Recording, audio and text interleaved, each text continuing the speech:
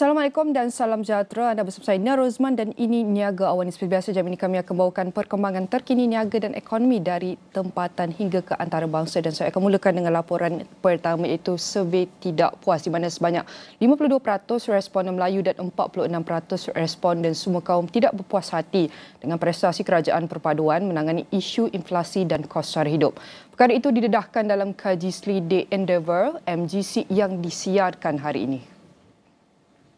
Hasil kajian menunjukkan hanya 27% responden Melayu dan 32% responden semua kaum berpuas hati dengan pentadbiran Anwar dalam menangani kedua-dua isu berkenaan. Selain itu, dapatan kajian tersebut menunjukkan Kerajaan Perpaduan pimpinan Datuk Seri Anwar Ibrahim perlu memberi keutamaan paling tinggi terhadap usaha mengurangkan inflasi dan menjana pertumbuhan ekonomi. Ia selepas 22% daripada 1,068 responden melibatkan semua kaum mahu dua isu berkenaan diberikan fokus utama, manakala kira-kira 21% daripada 791 responden Melayu menyuarakan hal sama. Selain itu, 57% dan 48% masing-masing daripada responden semua kaum dan Melayu berpuas hati dengan Belanjawan 2023 yang dibentangkan Anwar dan juga Menteri Kewangan. Ia turut menyaksikan 59% responden Melayu dan 56% responden semua kaum mengakui menerima manfaat daripada program dan peruntukan kewangan di bawah Belanjawan 2023. Sementara itu, peratusan responden Melayu yang tidak bersetuju dengan keputusan kerajaan agar tidak membenarkan satu lagi pengeluaran khas simpanan dalam skim kumpulan wang simpanan pekerja KWSP adalah paling tinggi iaitu 51%, manakala responden semua kaum sebanyak 44%. Kajian selidik pendapat awam itu dijalankan melalui persampalan rawak berserata dari 4 hingga 18 April lalu. Dengan margin kesilapan keputusan adalah antara 3 dan 3.5% berdasarkan bilangan pemilih berdaftar di Semenanjung setakat Jun 2022. Pada masa sama, sebanyak 53% responden yang terdiri daripada semua kaum berpuas hati dengan kestabilan politik di bawah pentadbiran Kerajaan Perpaduan yang dipimpin Perdana Menteri Datuk Seri Anwar Ibrahim. Dapatan tersebut diperoleh hasil kaji selidik Endeavour MGC membabitkan 1,068 responden melibatkan semua kaum dan 791 responden Melayu yang dipilih melalui persampalan rawak bersastra. Hasil dapatan itu turut menyaksikan 45% responden Melayu berpuas hati dengan kestabilan politik. Begitupun hanya 8% daripada semua kaum dan 4% responden Melayu masing-masing menyatakan sangat berpuas hati. Mengenai isu memerangi rasuah, sebanyak 48% daripada semua kaum berpuas hati, manakala 43% responden Melayu memberikan respon sama. Bagi isu agama pula, 64% responden semua kaum berpuas hati, 10% sangat berpuas hati, 17% tidak berpuas hati, 5% sangat tidak berpuas hati, manakala 4% lagi tidak tahu.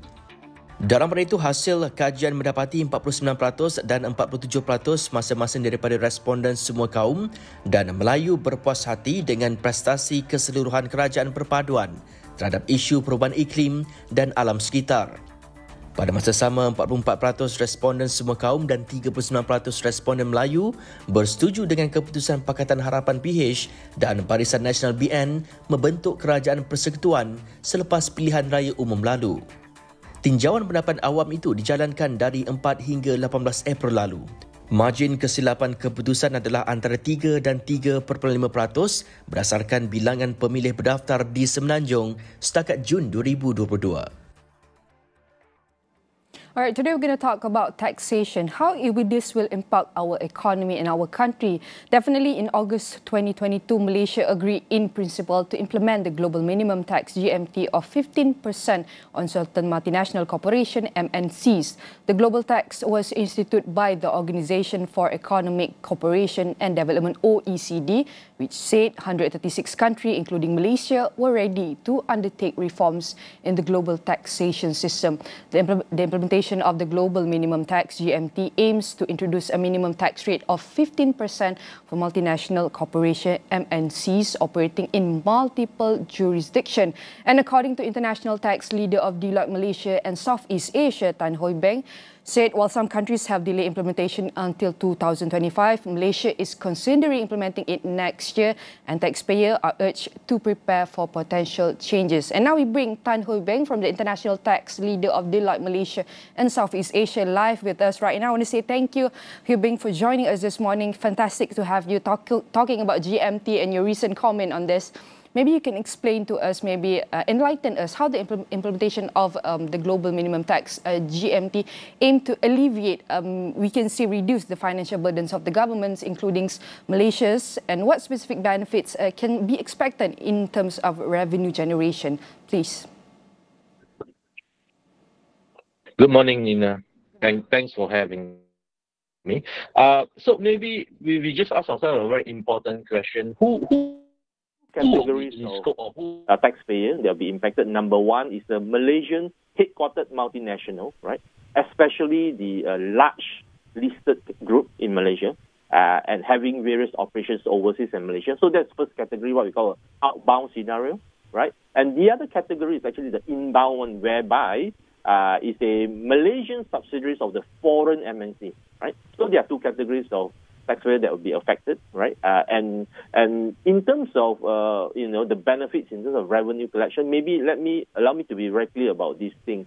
Actually, the GMT thing, it wasn't meant to for Malaysia to collect additional revenue. The situation is, if Malaysia doesn't implement GMT, other country will come in and then take away the tax collection. So it's more to protecting our revenue base, right? So in that sense, there'll be additional revenue collection, but I think the revenue collection will need to be used to maintain Malaysian competitiveness because of GMT. So that is the situation in terms of global minimum tax.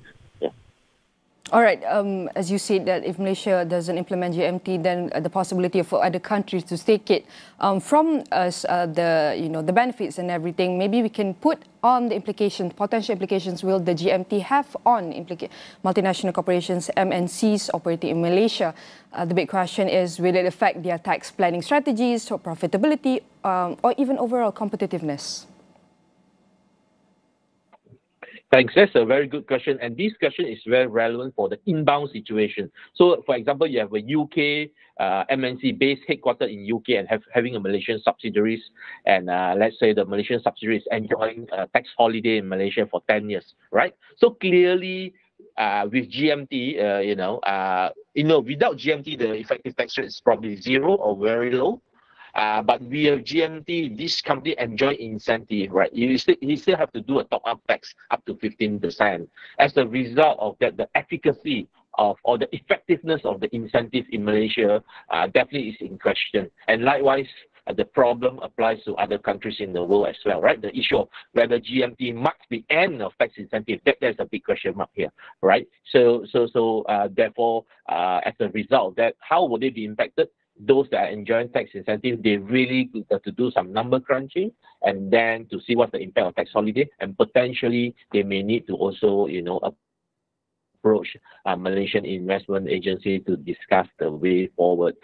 More importantly, for example, the collection of the 15% on the subsidiaries of the foreign multinational, probably that fund can be used to one way or another to continue to enhance Malaysia's competitiveness. We have to look at the non-fiscal factor, for example, to continue to ensure we have a supply of labor, rule of law, intellectual property protection, so on and so forth. So the non-tax or fiscal factor will be very key moving forward. Yeah, Nina.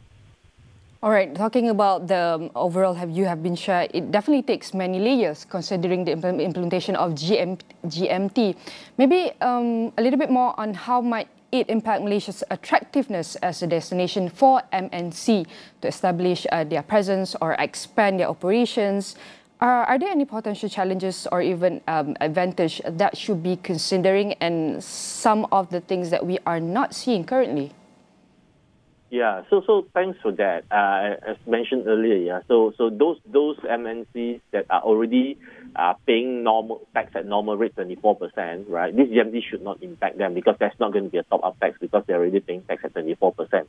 But those potentially affected will really by the those are enjoying incentives. These are the ones that probably will be affected. So they need to assess their situations. But I want to say is that the same problem applies to all countries. So Malaysia will just need to step up in terms of considering what else that Malaysia could offer, in that respect, Maybe you say that Malaysia needs to step up and maybe analyze a little bit deeper. Maybe how about we talk about in the light of GMT, what about maybe a little bit detail on the adjustment or the changes, the possibility of might MNC need to make to their financial strategies or tax structure to ensure compliance and optimize their operation, especially in Malaysia, Hubert? Right. So this GMT, as you mentioned, is a big change. It's the largest tax reform in history so far, right?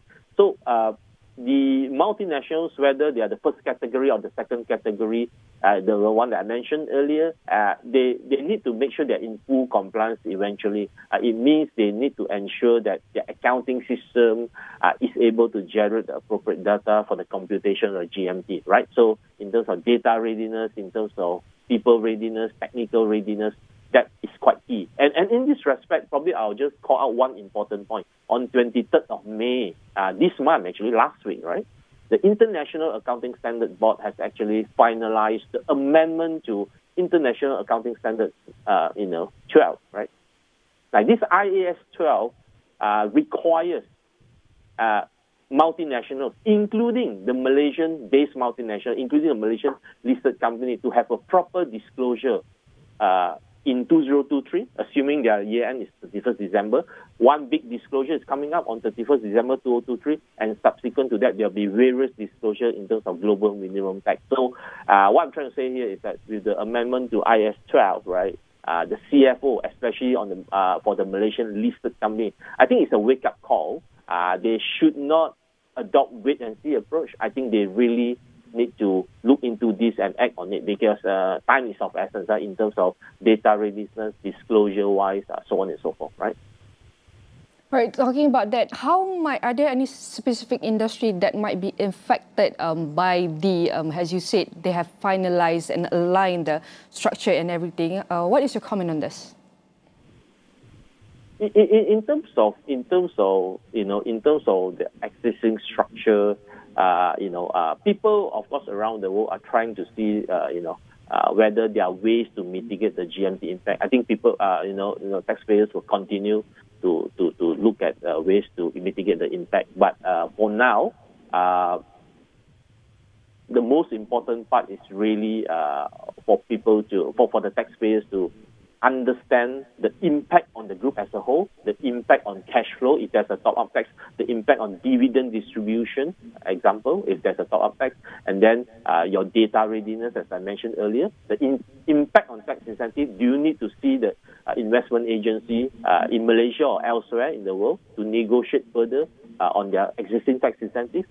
So that kind of thing, a broad spectrum of areas that one needs to really look at, and that I repeat that applies to Malaysian listed company, Malaysian-based MNC, as well as the foreign-based MNC, right? So that readiness must be a key agenda at this point in time.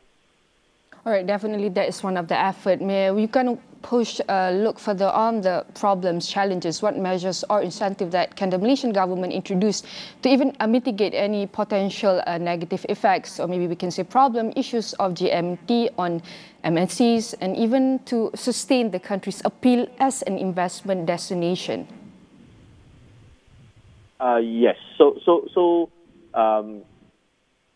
because this GMT affects all countries in the world, so in that sense, Malaysia is not alone, right? And every country is also trying to step up and ensure that they provide better facilities. They make sure their own country remain as a preferred destination for foreign direct investment. So I would say it's going to be more competitive moving forward. And at the moment, clearly, Malaysia government realized this and clearly, are strategizing what they could do further. I mean, apart from giving tax holidays. For example, Malaysia's government could consider a special regime called qualified refundable tax credit. That is in a way less harmful tax incentive for GMT. So that's something that the government can look at. And also, as I mentioned earlier, the non-tax factor, right? I mean, the general environment, business environment in Malaysia, the ease of doing business, right? The supply of labor, all that kind of thing. Actually, it's very important to FDI as well, not only on tax. Yeah.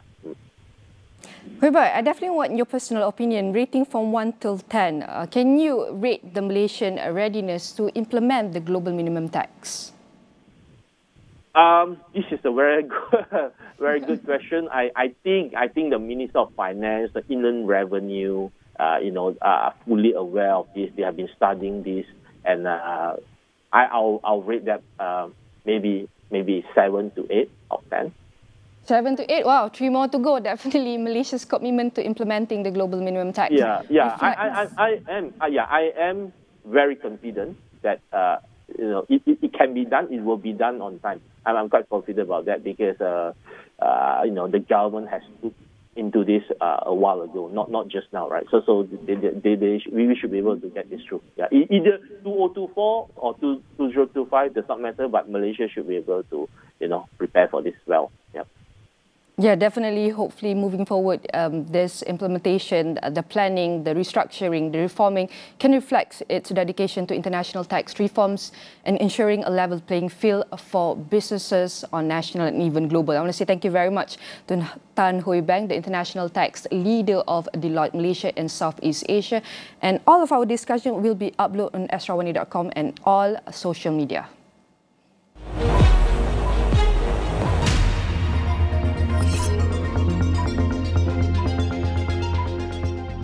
Malaysia Airports Holdings Berhad MAHB mencatat keuntungan bersih sebanyak 58.2 juta ringgit pada suku pertama tahun kewangan 2023, suku kedua berturut-turut selepas kerugian sejak pandemik. Kos kewangan lebih rendah dan prestasi syarikat bersekutu dan usaha sama yang lebih baik telah mendorong kumpulan kembali mencatat untung bersih 58.2 juta ringgit berbanding kerugian 104.8 juta ringgit pada suku pertama tahun kewangan 2022.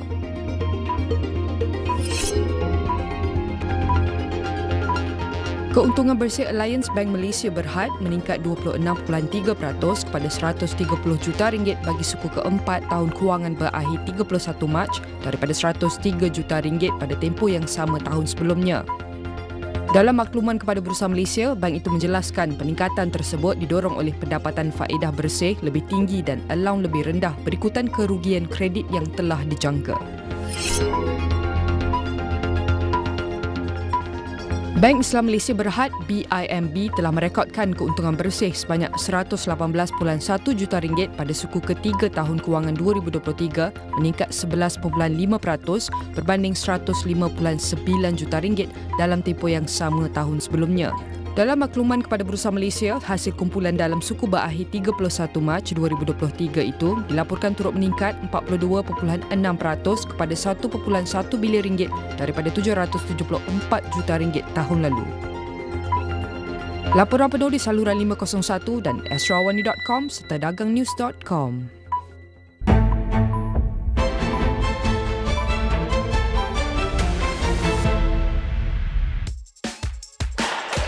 Bagaimana permainan tadi? Bagus, tapi rambut tak bermaya dan nipis. Nak potong tak? Biarlah panjang. Sunsilk Strong and Long Baharu. Dengan biotin dan aloe vera. Menyuburkan dan menguatkan dari akar ke hujung. Biarkan rambut kuat dan panjang. Sunsilk. Itu bukan cara nak nyanyi, adik. Gillette Flexi Vibe. Kepala fleksibel. Cukup sekali, terus licin. Cukup sekali, terus licin, tak kecoh. Gillette Flexi Vibe. Di dalam setiap berita yang dibawa, konteks amat penting.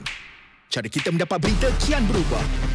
Melalui media sosial maupun saluran digital yang lain serta kaca TV. Kami sentiasa membawakan yang tergempar dan terkini. Ini perkembangan yang baru kami terima. Berteraskan acuan verifikasi yang diamalkan supaya setiap fakta adalah sahih. Daripada analisis pelbagai sudut yang mendalam, laporan-laporan khas dan perbincangan yang membina negara. Inklusif, suara rakyat kami ajukan. keseimbangan persepsi kami pastikan. Kerana setiap cerita mempunyai impak yang tersendiri dan perlu dibawa dengan penelitian yang terperinci. Pastikan Astro AWANI menjadi pilihan anda tidak kira di mana sahaja anda berada. Saluran berita paling dipercayai di Malaysia.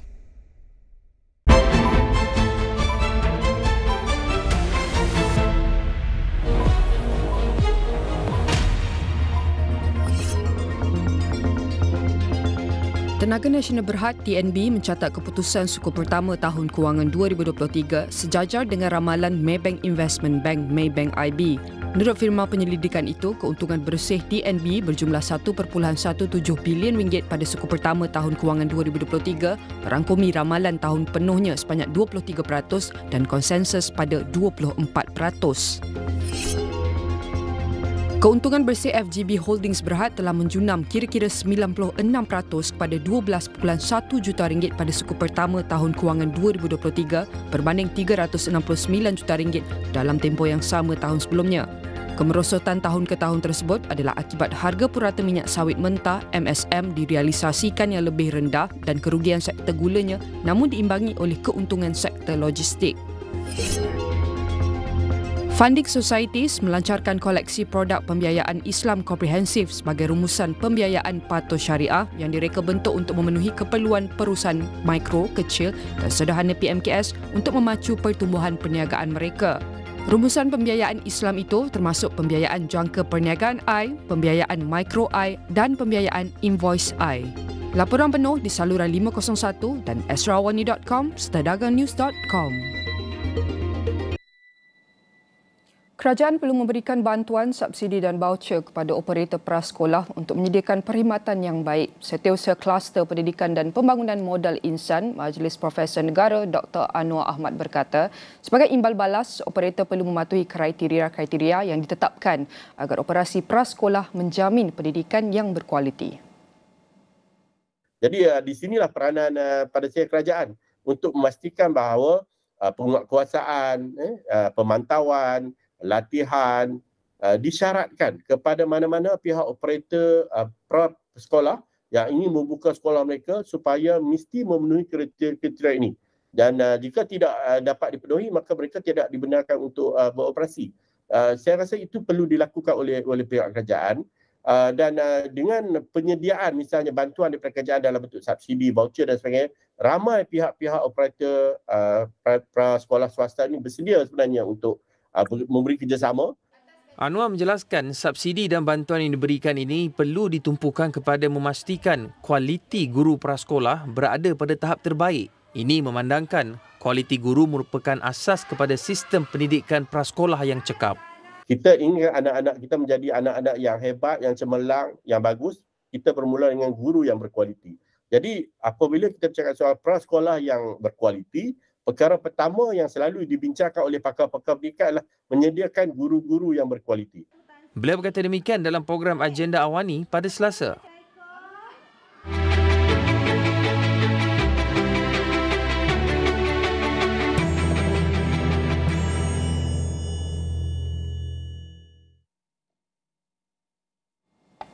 Asalnya hanya perniagaan kecil-kecilan bersama keluarga di Kota Baru, Kelantan dengan menjual makanan segera dari rumah, seorang usahawan akhirnya mampu membuka cawangan perusahaan kecil dan sederhana IKS. Ia selepas permintaan yang naik mendadak susulan pemasaran dalam talian yang berjaya menambat hati pelanggan. Pengusaha perniagaan corn dog anak ramai, Wan Syahirawan Jamaluddin memuat naik kandungan produknya di media sosial sewaktu mula membina perniagaannya pada akhir 2019. Kita bermula daripada kecil, daripada home base, kemudian beralih kepada kedai kecil, kedai kayu.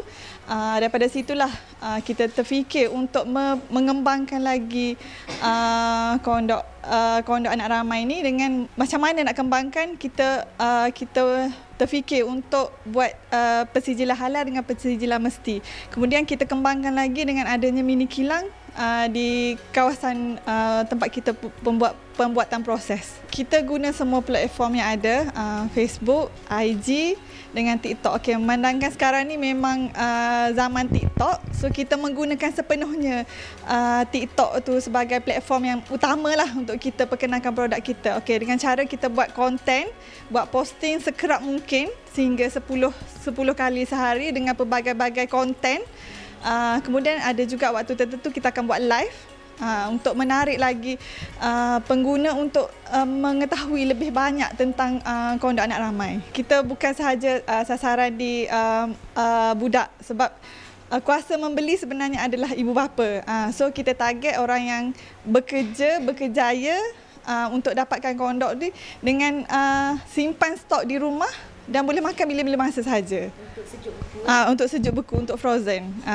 Kalau biasanya, sebab kalau masak memang target skop terlalu kecil. So kita widekan lagi, boleh dipost, boleh diedarkan ke seluruh Semenanjung.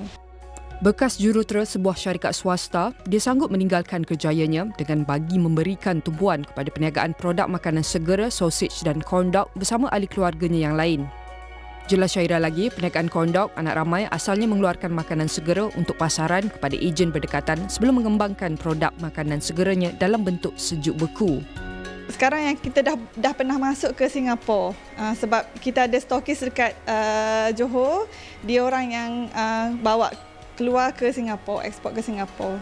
Biasanya konten ni kita akan pelbagaikan lah. Biasanya kita akan buat macam 1 hari ataupun 2 hari kita buat, ambil video, ambil gambar dan kita gunakan video dengan gambar yang sama untuk pelbagaikan konten tu. Macam video tengah makan ke, video tengah memasak ke, video tengah packing, macam-macam jenis lah yang untuk orang nampak apa sebenarnya, macam mana proses kondok, macam mana cara kita buat kondok, daripada segi kebersihan, daripada segi pembuatan, packaging, semua kita nak orang tahu apa itu kondok yang dikeluarkan oleh kondok anak ramai. Alhamdulillah, sangat-sangat membantu. Memang sangat-sangat membantu sebab kita daripada awal-awal kita masa awal-awal kita buka memang tengah dalam PKP. So media sosial tu memang main peranan lah. Memang masa tu kita hanya fokuskan online market sahaja. Baru tahun ni kita baru fokuskan untuk offline market. Sebelum ni memang 100% kita online market. Syaira menibu ilmu pemprosesan kondok daripada Giat Mara dan kini mampu mengeluarkan 300 unit sehari dengan bantuan 4 kaki tangan. Lebih 10 jenis kondok, pelbagai perisa dan bentuk dikeluarkan termasuk yang sejuk beku. Selain pasaran Kelantan, permintaan tinggi dari Kuala Lumpur, Johor, negeri berjiran, Pahang dan Terengganu di samping mempunyai lebih 30 ejen di seluruh negara setakat ini. Kita sekarang tengah upgrade daripada segi kita punya packaging lah. Nak bagi nampak cantik, lebih tertarik, lebih mudah disimpan, mudah penghantaran semualah. Okay, kita juga target untuk masuk ke pasar raya. Kita juga sedang buat adjustment untuk franchising supaya lebih ramai orang yang lebih kenal dengan kondok. Sebab memang kita fokuskan untuk kondok ni adalah kondok mampu milik. Semua orang boleh rasa kondok. Sebab tu kita juga pelbagaikan kondok kita. Syaira berkata, perusahaannya juga sedang melalui proses kajian dan penyelidikan supaya makanan segeranya bukan sahaja menyihatkan, sebaliknya memberikan nutrisi seimbang.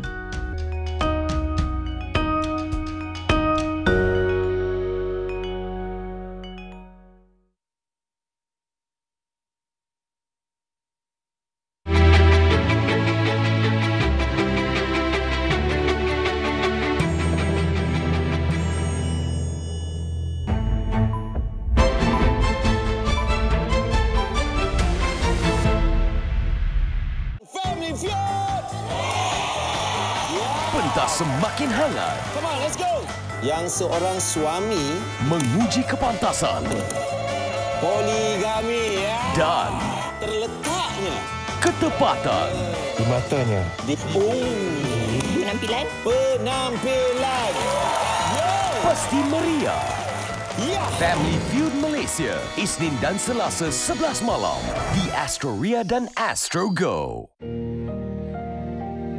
Aku memang suka sama Aina. Stream View di box Astro Baharu.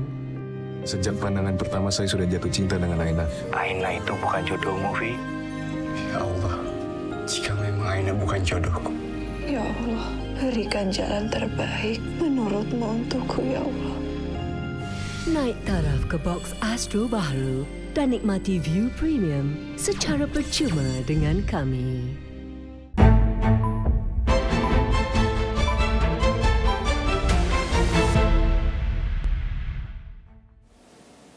Thanks for joining us. My name is Ibrahim Sani. B. Braun, the German pharmaceutical and medical company, is in town right now in Malaysia and of course in the studio. They employ more than 60,000 people. They have been in this country for quite some time now. Joining us is the president of B. Braun Asia Pacific, Lam Chi Hong. Chi Hong, thanks for taking the time to come over and speak with us. In case people are unfamiliar with B. Braun, maybe you can talk to us in terms of the background of the company, the history of it, and perhaps the involvement of B. Braun in Malaysia. Thank you, Ibrahim, for having me. Thank you and good morning to all. B. Braun is a German company which was started way back in 1839. Started off as a small pharmacy in a small town called LANGSUNG. It has more than 180 over years of history, and it's family owned. Right now, it's the 6th generation of shareholders who is running the company. We are basically into manufacturing and selling products, medtech products, as well as pharmaceutical products. Medtech meaning medical devices, equipment, consumables. And the involvement in Malaysia? Well, B. Braun started shop in Malaysia, setting up its own manufacturing base way back in 1972 in Penang, Free Trade Zone. Today, or last year, we celebrated the 50th anniversary of our presence in Malaysia, which coincides also with the 50th anniversary of the Penang State Industrialization Plan. So that means you were among the first companies, if not the first company, to set up shop there in the Penang industrial area? Yes, we are the first medical device company that set up shop in Penang way back in 1972. Amazing. And of course, right now in Malaysia, how many people do you employ? And the base is still in Penang, I suppose. The base is still in Penang. We are employing about close to 7,500 people, and Penang is also the headquarters for Asia Pacific. So what will be some of the things that you are doing in Penang? Is it production? Is it R&D? Is it product testing? Is it product discovery or innovation and research is done? Talk to us through the process of products being done there. Sure. When we first started our manufacturing base, we were producing surgical instruments. We are still producing surgical instruments, and these are the instruments, the scissors, the forceps, that's used in the operation theaters. Then we are into pharmaceutical. We are producing all these large volume infusions, you know, the saline and the dextrose that you find commonly find in hospitals. In 2014, we set up the first center of excellence for a range of products which we call intravenous accessories. The biggest product or the most important product in this range is the IVC, or commonly known as intravenous catheter. When someone is admitted in a hospital, the drip is going through a tube, and that piece of needle into the vein. That's called an intravenous catheter. Okay. I get that all the time whenever they say, oh, start a line, right? Yes, start an IV line. Yeah, IV line. You need an access into the vein, and that's what we produce in and they will sellotape the thing on the... Yes. Now, interesting to note is B. Braun is the first company in the world that came out with the first plastic cannula way back in 1962. In the past, they were using stainless steel needle, which is, of course, traumatic and it's not comfortable.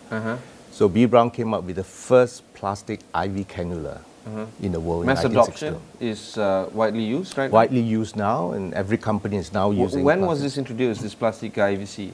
1962. Oh, wow. First in the world. Oh, okay. So in 2014, we set up a center of excellence where we produce IVC or intravenous catheters for the world. And this is an end-to-end, which means it has got R&D, manufacturing, right up to export. Okay.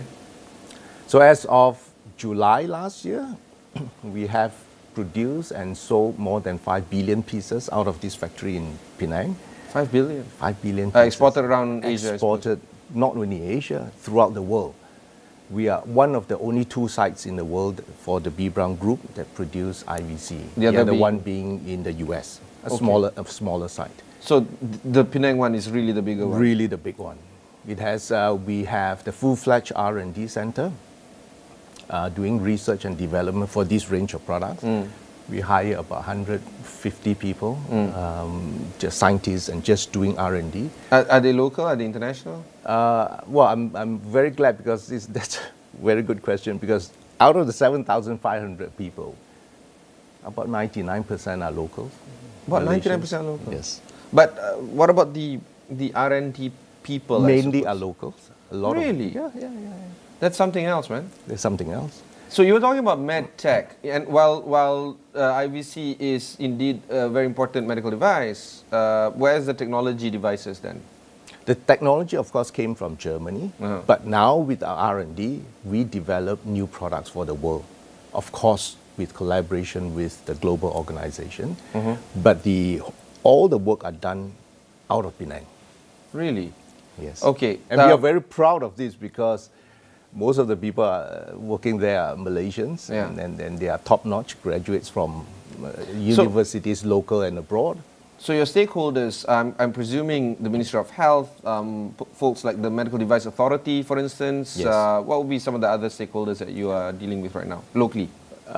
We have, of course, MITI, MIDA, and Penang Invest, the state government. We have very, very strong collaborative effort with all the stakeholders. And I must say the government has been very supportive of us.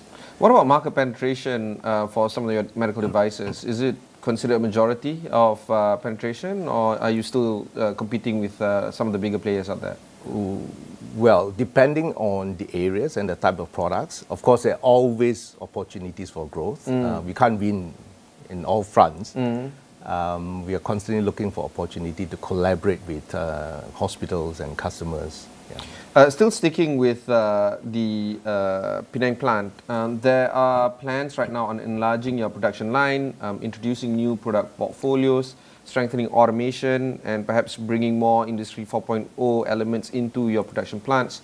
Talk to us to that effect. Yes, we started already. We actually in the midst of implementing 4.0, Industry 4.0. Of course, there are still some work to be done. It involves a lot of effort, of course. So the R&D is the brain behind this. We have total manufacturing various kinds of products. What we are looking at, every year we are investing about 100 million just on upgrading capacity expansion, and this year we have slightly increased that. We're probably to the tune of about 200 million. And we are also... All this in ringgit lah? Ringgit. We are also investing capacity in R&D. Capacity in R&D because this is too important for us. Can you share a percentage of revenue on R&D? Globally, we are doing about 3 to 4% of the global revenue. So into R&D. But because we have a very wide range of products, we have... I would assume, We have 16 therapy fields. Our products are involved in 16 therapy fields. 5,000 products, 120,000 articles.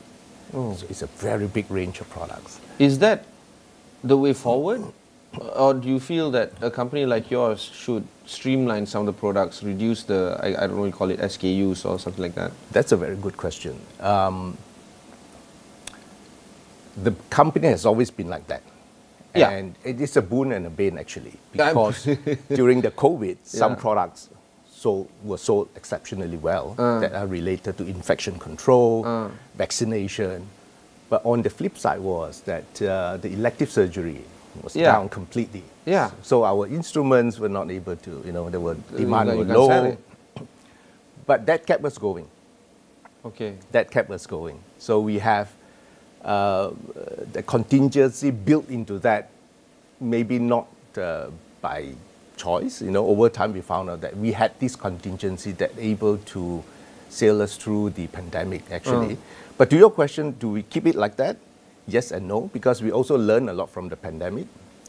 Too many products are so difficult to manage. So we're in the process of sort of streamlining some of the portfolio and expand again the other portfolio. So it's again back to we still have all these 16 therapy fields. What about amalgamation of some of the products? Is that something that is happening in your industry? Yes. I.e., you have 3 products, actually can be amalgamated into one. You don't necessarily have to give all 3. Something like that, where you streamline some of the product yes and no, choices. because if you're talking about, let's say, stents, truck-coated, balloon or truck-coated, truck-eluding stents. It's good that we just focus on 3 articles, for example. But when someone goes to the cath lab, when a patient enters a cath lab, the cardiologist actually must have the whole array of sizes in order to be able to cater to the patient. So there will be invariably some fast-moving sizes, but also some slow-moving sizes. But you need to have that. So it's a question of having that ready for the clinician to do his work well. Let's talk about the Center of Excellence on Production Management right now. I'm pretty sure that your COE is trying to build your devices in a streamlined manner, reduce cost, improve efficiency, and also try to see how you can reap from the greater amount of R&D that is currently happening in your plant there in Penang. What would be some of the elements right now when it comes to the COE or the Center of Excellence in trying to get the best out of your products, and of course what the market needs right now? Yeah, so it all starts from what the market needs, like you rightfully pointed out. So we have very intensive engagement with stakeholders, with customers, with hospitals, to identify areas that we could be of help, to identify pain points that the product could be able to serve and to alleviate in the future. So our new products are looking into also new technologies. Efficiency is, of course, because of the size that we have and the investment we had over the years, we had gained a certain degree of efficiency. But efficiency, it's a journey. Every day you keep squeezing out, efficiency and keep sweating the assets. Unless there's a shock to the system, i.e., say, for instance, the COVID-19 pandemic. Precisely. And then, of course, just like a lot of companies, I'm sure you guys have pivoted or at least streamlined some of the processes during the pandemic. Maybe you can talk to us in terms of the COE and then the pandemic and what learnings in specifics can you share with us on making the company a little bit more productive? Yeah. So during the pandemic, as I mentioned just now, the demand of some products went down, especially products that are related to elective cases and in the wards. But for products like IVC, it was in great demand during the pandemic because there were patients in the ICU and there were patients in need of drips. So that went through the pandemic. So we had to deliver during the pandemic to the whole world because the demand was there. And imagine all the issues and challenges that we faced during the pandemic, logistics and container was missing, no shipping. Basically supply chain issues. Basically supply chain issues. So we had to air freight some of these products out to the world. At very high cost. Yeah, I was about to say that, yeah. Unfortunately, these are essential products. These are essential products.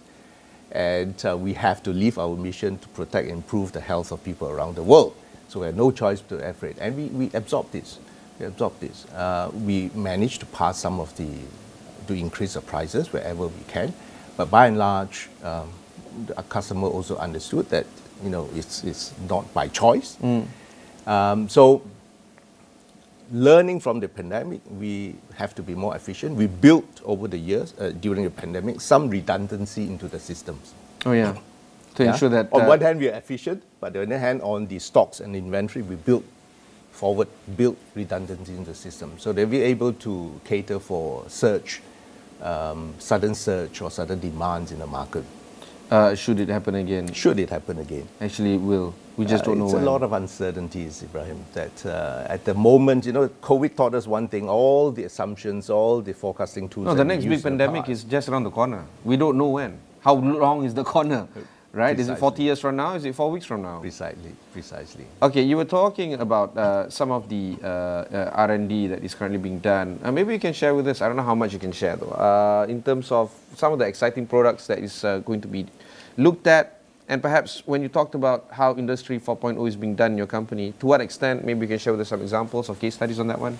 So we were one of the first companies that introduced an IVC, safety IVC. Okay. What is a safety IVC? IVC, when it is removed, when the venipuncture is done, you remove the contaminated needle. Yeah. And that's yellow dropped. Bin. Yeah. The contaminated needle has a sharp edge. Now, research has shown that this is one of the prime cause of needle stick injury. Oh, really? Yeah. The IVC? Yeah.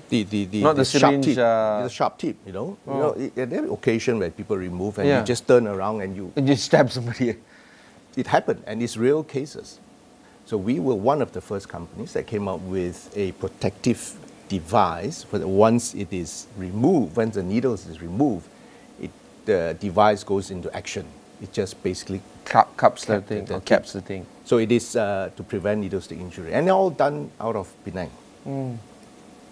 So those are an example of a new innovation that we introduced to the world. Of course, I can't share too much at the moment, but that's been done. No, but yeah. The new ones are coming with new technologies, of course. We are looking at some of the new technology that we can, like coating of the cannula to prevent or to reduce infection. Some of the ideas that we are looking at. And we are also looking at implementing some bit of digital elements into the product. Yeah. It seems that you're doing this with a lot of restraint because you don't want to give out trade secrets. I hope you understand my position. No, I understand. But of course, these are much more exciting. Let me rephrase my question then. In the realm of healthcare, the innovation in healthcare has always been led by pharmaceutical companies and medical device companies like yourself and other pharmaceutical companies out there. But what comes to follow is the adoption or the mass adoption of these kind of either drugs or medical devices in the market. Where is the trend moving forward? COVID-19 has taught us so many things, but do you feel that research and innovation is now given such greater priority to a point where your industry is now being appreciated by outsiders, by government, by policymakers, by media? Do you feel that now this is the moment for your industry to shine and perhaps share a little bit more in terms of what you do to the market, so the market is a little bit more appreciative on the efforts that you're doing right now? We have, the industry certainly over the pandemic period has played a large role, a very important role. Innovation is certainly something that most companies are looking into. And with that, bringing in new technology. 1 out of 4 people in Asia will be more than 60 years old by 2050. Okay. 60% of diabetics are actually in Asia. Yeah. So the chronic diseases are on the rise. Yeah. Not because of NCDs. Because, yeah. 1 in 4 Malaysians above 18 are diabetic. So there you go. So the demand for healthcare will be a surge in Asia, and more so with the rise of middle income within the population. So the demand for healthcare, I believe, will be tremendous, at least in Asia. But with that, also has its own challenges, because most of the countries in Asia, except for a few, are still facing the challenge of access to healthcare, to equitable healthcare. Would you consider Malaysia as one of those? Yeah. the ratio of beds to population, the ratio of doctors and nurses to population are still way below some of the more advanced countries. That shows also the demand for healthcare will be something that is going to... Doesn't this frustrate you? Because, I mean, a company like yourself is in Malaysia, and yet you're looking at your own environment here in Malaysia, you're looking at your own locality, and Malaysia still has low bed-to-patient percentage, access to specialists, some specialists like psychiatrists, for instance, is very low when it comes to one psychiatrist to X number of population. That's one of the lowest. I don't have the numbers on top of my head, but yeah, where do you think this is going to move forward? Better policies, more money should be given to healthcare? How do we move forward on this? Well, with Malaysia, the budget for healthcare, 36 billion, is about 4%, 4.something% of the GDP. If we benchmark against the first world country, of course, there's still some way to go, but you can't from here to there in a short period of time. Yeah. So we got to work within the resources. And to your question, I think that is a challenge for the medical device companies, because it sort of gives us a reason to do better in the way we produce new products. You talk about shortage of manpower. So that would actually give us an idea, what do we need to do to have products that are easy to use, that are products to help solve problems where, you know, in the clinical setting you don't have enough manpower, products that are safe, that the clinician will trust. So to your question, that to us that's something that we need to work on. So the R&D is actually looking at these pain points. How do we come up with better products? Do you feel that the R&D process can be improved now that Industry 4.0 is in play? There's a lot of automation, there's a lot of AI, I suppose, in terms of how you craft new items. Yes. Will things be faster, I suppose, in terms of solutions? Yes, of course. And we are constantly looking to challenge the R&D process, because the go-to market strategy has to be shortened. Especially if you have a good idea, if you have a good product, that has to go to the market, because it's actually resolving problems that some of our customers face. Some reports have shown 55 billion ringgit has been spent into this company since its inception. And 100 million and 200 million, from 100 to 200 million, these are sizable investments. Sizable. Do you feel that that's the only way forward for a company like yours, at the forefront, at the edge, precipice of this healthcare industry? Unfortunately, investment is something that we cannot run away, because... And more, I suppose. More and more, because medical devices, for example, are going through very stringent surveillance and very stringent registration. We need to prove the efficacy of the product. Way back in 2018, 2019, we set up a global testing center in Penang. And these are basically equipped with state-of-the-art testing equipments to run a lot of tests on safety and efficacy of products, on product discovery, even running failure analysis. What does that mean? Sorry, I'm not familiar. You test a product and see at which point does it fail, you know. Oh, I see. The stress test. Stress test. And all this is to fulfill the European medical requirement, that registration, EU MDR. Yeah. Okay. Because we have to ensure the safety for the patients and to the clinician as well. So these costs, and all this is run out of be avoided. Yeah, run out of. It can't be avoided. It can't be avoided. In fact, I think more... There's no shortcut, Ibrahim, unfortunately. There's no shortcut. Then, of course, the last stage of the thing, which is the sales part. Talk to us through the sales element. Is it getting more difficult in terms of trying to get your salespeople out there and make it work? Of course. Well, if you have a good product to sell, of course, it's easy to close. It's easy to close, yeah. But it's not about selling the product. It's about defining the value of the product and how the product will help the clinician and the hospital in their processes, and that's more important. But everywhere around the world, healthcare cost is rising without exception. When you look at inflation segments, healthcare is always the highest, if not food. These kind of cost pressures that is happening around the world, I'm not just talking about Malaysia, but around the world, it must have put some stress into your industry, right? Of course. You have to make sure that you're hiring the best people out there. Yep. You're going to spend more in R&D, or else you're going to lose out from your competitors. And then selling price, how do you manage that? You know, that kind of thing. That's also a very good question. That's an everyday challenge for us. The reason why I stress on value is because I think we have to be very transparent with the cost. If we are very transparent with the cost, and if we agree on the cost of a certain procedure, then we are able to look at beyond just the price of the product.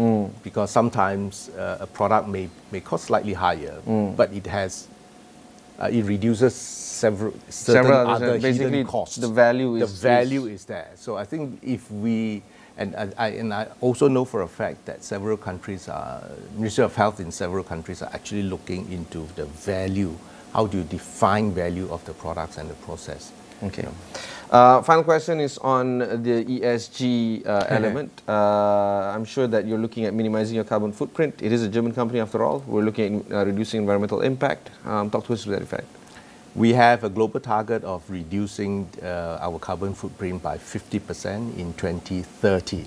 That is so ambitious. I don't know how you're going to... And I must say, and we are proud to report in Asia, at least in Penang, we are slightly ahead of that target. We will get there, and we have 6 work streams looking into ESG topics related to also with our vendors, also an interface with the customers. We have at least 3-4 projects working with the customers, because this is not just one entity, the effort of one entity. It has to be a collaborative effort with all the stakeholders. So we're working with the customers on several projects to reduce carbon footprint. We are working on defining the carbon emission at the product level. And all these inputs are also going into the R&D. Does this mean that poorer countries would have a greater difficulty in terms of trying to secure greater products or products with higher value? Because there's also the ESG element, there's also the cost element, there's also the value element. So rich countries, even middling countries like ours would be okay, have access to great products like B. Brown offers, but poorer countries might not necessarily have that kind of access, I suppose. The discussion on ESG and price is a very interesting one that we have with our customers. On one hand, we all know that we need to go via this route. Yeah. But on the other hand, it's not going to be cheaper. So initially, it will have to be. So it is, again, a collaborative. How much can we take and how much will the customer willing to pay? So it's constantly a discussion and a conversation. It's tough. Not easy. Not easy. But we will get there. Okay, thank you very much for sharing your thoughts with us. That was Lam Chi Hong, the president of B. Brown Asia Pacific. If you want to learn more, just head on to B. Brown's website. There's also resources like this can be found on Astro AWANI. You can learn more there as well. My name is Ibrahim Sani. Catch you in the next one.